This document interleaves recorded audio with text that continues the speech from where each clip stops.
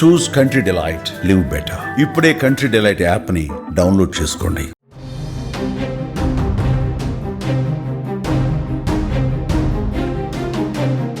భారత్ వెనక ఉంటే పాకిస్తాన్ లేపి అవతల పడేస్తామన్న బలూచిస్తాన్ అనంత పనిచేసింది. పాకిస్తాన్కి గట్టి షాక్ ఇచ్చేసింది. ఇన్నాళ్ళు పక్కలో బల్లెంలా ఇబ్బంది పెట్టిన బలూచిస్తాన్ ఇప్పుడు ఏకంగా తాము విడిపోతున్నామంటూ ఆ దేశానికి జలకిచ్చింది. పాక్ నుంచి విడిపోయి బలూచిస్తాన్ స్వతంత్ర దేశంగా అవతరించినట్లుగా ప్రకటించుకుంది. ప్రభుత్వ ఏర్పాటుకు సన్నాహాలు చేస్తున్నామంటూ ప్రకటించింది. క్వెటాలోని కొత్త పార్లమెంటు ఫోటోలు, జాతీయ చిహ్నం, జాతీయ గీతాన్ని కూడా షేర్ చేసింది. భారత్ సహా ఇతర దేశాలు తమ దేశంలోనే ఎంబసీలు ఏర్పాటు చేయాలని బలూచిస్తాన్ కోరింది. పాకిస్తాన్ నుంచి స్వాతంత్రం కోసం దశాబ్దాలుగా పోరాటం చేస్తున్న బలూచిస్తాన్ ఇప్పటికీ విముక్తి పొందిందని ప్రకటించారు.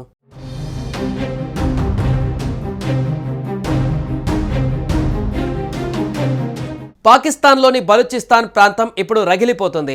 అక్కడి నుంచి పాక్ సైన్యం వెళ్ళిపోయింది. బలూచ్ ప్రాంతం తమ ఆధీనంలో ఉందని బలూచిస్తాన్ లిబరేషన్ ఆర్మీ ప్రకటించుకుంది. అంతేకాదు వారు పాకిస్తాన్ నుంచి తమ ప్రాంతంలోకి వచ్చే వాహనాలు, రైళ్లలో తనిఖీలు నిర్వహిస్తున్నారు. ఎవరైనా ఆర్మీ ఉద్యోగులు వస్తున్నట్లు కనిపిస్తే కాల్చిపడేస్తున్నారు. ఇప్పటికీ అలా 130 మందిని చంపేశారు.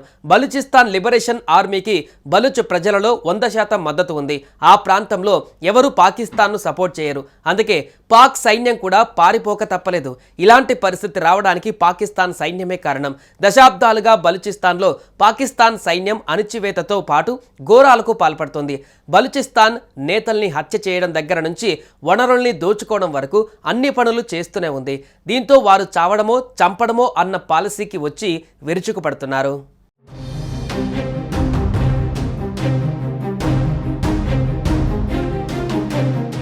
బలూచిస్తాన్ 1950లలో పెద్ద ఎత్తున తిరుగుబాట్లను చూసింది.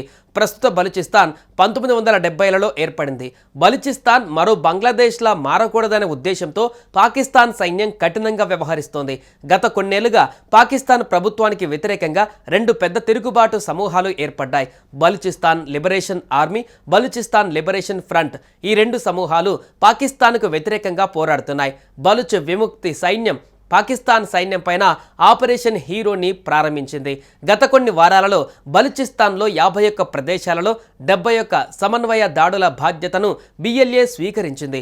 పాకిస్తాన్ ప్రపంచ ఉగ్రవాదులకు అడ్డదారి అని పేర్కొన్న BLA పాకిస్తాన్ను ఉగ్రవాద దేశంగా గుర్తించాలని అంతర్జాతీయ సమాజాన్ని కోరింది. బలూచిస్తాన్ లిబరేషన్ ఆర్మీ భారత్ మద్దతు గట్టిగా కోరుతోంది.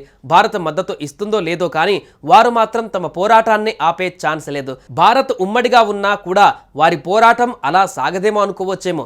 బలూచిస్తాన్ ప్రాంతం సహజ వనరులు ఎక్కువగా ఉండి నిర్లక్ష్యానికి గురైన ప్రాంతం. వారిని అణిచివేసేందుకు పాకిస్తాన్ పాలకులు ఘోరాలకు పాల్పడ్డారు. ఇప్పుడు దాని ఫలితాలు అనుభవించే సమయం వచ్చింది.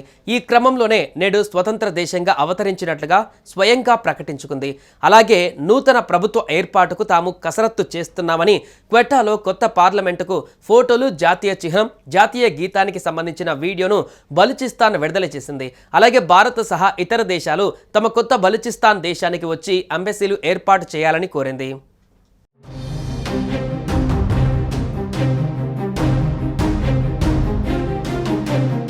సుమన్ టీవీలో మీ పర్సనల్ అండ్ బిజినెస్ ప్రమోషన్స్ కోసం కింది నెంబర్కి కాంటాక్ట్ చేయండి.